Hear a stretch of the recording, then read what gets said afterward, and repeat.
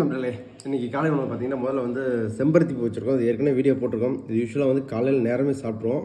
இன்றைக்கி வந்து கொஞ்சம் வெளியில் போனதுனால யோகா கிளாஸ் அதெல்லாம் இருந்ததுனால சாப்பிட முடியல. அதனால் உணவோடு சேர்த்து சாப்பிடணும்னு வச்சுருக்கோம். ஓகே, அடுத்து வந்து கொய்யாப்பழம், சின்ன கொய்யாப்பழம் ஒரு 2 பழம் வச்சுருக்கோம். அடுத்து வந்து வெள்ளரிக்காய் ஒரு காய் கட் பண்ணி வச்சுருக்கோம். அடுத்து வந்து இது வந்து சுரக்காய் வந்து இன்றைக்கி வந்து சுரக்காய் பொரியல் பண்ணோம். சுரக்காய் குழம்பு வச்சுருக்கோம்.